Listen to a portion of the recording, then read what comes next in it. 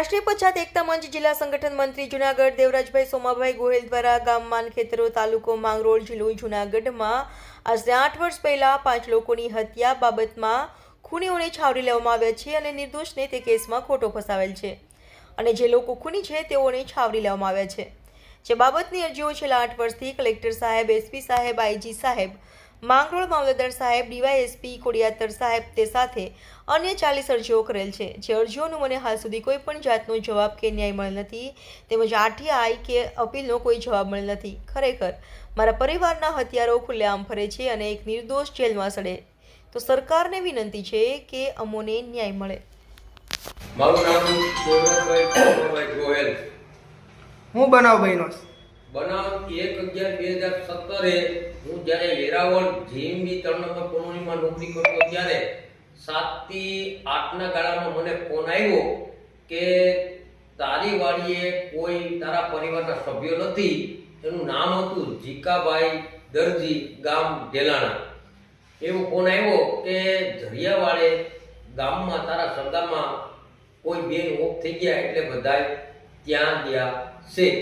એટલે આ જે ભયંકર બનાવનું સ્વરૂપ આપનાર આ ભાઈ જીકાભાઈ દરજી ઢેલાણા છે અને આ જે ખૂનની અંદર જે મને ગુપ્ત માહિતી મળી તે પ્રમાણે એક 4 વ્હીલ અને 4 બાઇક આ ખૂન કરવામાં ઉપયોગમાં લેવામાં આવેલ છે।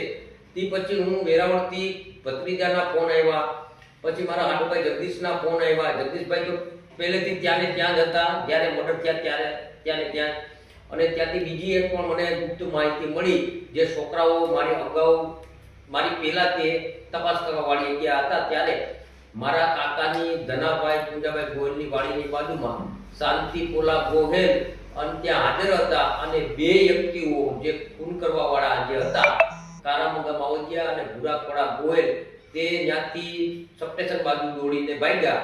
આ 2 વ્યક્તિને માંગરોળ પોલીસ અને પીએસઆઈ રાઠોડ સાહેબ જે તે સમયે ત્યાં માંગરોળ પોલીસમાં હતા તે લોકો ખોડારામાં ગોહિલની વાડીએથી ગ્રેપ્તાર કરીને લાવેલા હતા અને એમનો રિમાન્ડ લીધેલો હતો।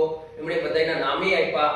આ વ્યક્તિને પકડ્યા હતા મેન પોલ ડિટેલ, જેમાં 95 બોલ કારામંગા માવજીયાના હતા અને જે પીએસઆઈ રાઠોડે અને ડીવાયએસપી જાડેજા સાહેબે 5 પાનાની કોલ ડિટેલ કાઢેલી હતી અને પીએસઆઈ રાઠોડ એમ મને કહેતા કે દેવરાજભાઈ આ ધંધો છે, તો ધંધો હોય ગિરફ્તાર કર્યા એને છોડી શા માટે દેવામાં આવ્યા?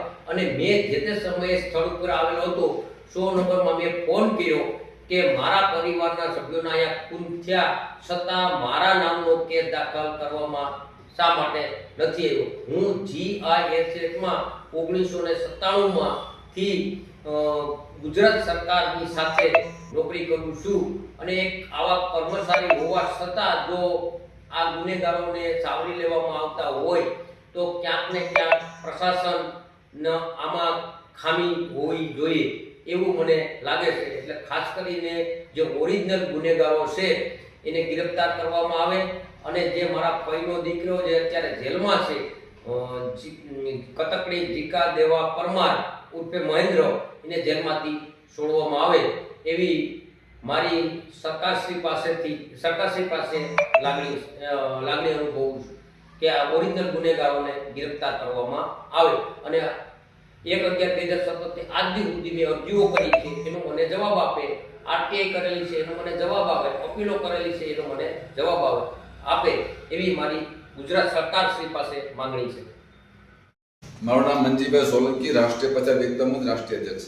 હું બનાવ બન્યો વિગત એવી છે કે 2017માં એક જ પરિવારના 4 હત્યાઓ થઈ હોય અને એનું સાચું નિરાકરણ ન આવતા 2024માં ફરિયાદી પોતે અમારી પાસે આવેલ અને જઈને જૂનાગઢ એસપી સાહેબને મુલાકાત કરેલી અને એસપી સાહેબે લાગુ પડતા થાણા અધિકારીને સૂચના આપેલું કે ભાઈ આ મર્ડર કેસની મારી પાસે તટસ્થપૂર્ણ તપાસ કરો અને ફરિયાદીને ન્યાય દેવડાવો। 2017 થી 2024 સુધીનો જે કાંઈ થયું હોય તે પણ જૂનાગઢ એસપી સાહેબના આદેશનું પાલન પણ માંગરોળ પોલીસ કરતી નથી। અને જ્યારથી સાહેબે તપાસ આપી ત્યારથી અત્યાર સુધીમાં લગભગ 4 PSI ની બદલી થઈ ગઈ છે. એટલે અમારું માનવું એવું છે કે આ મર્ડર કેસની માલિકા ક્યાંય ને ક્યાંય સરકારી તંત્રના કર્મચારીનો પણ એ સંડોવણી હોય એવું દેખાઈ આવે છે.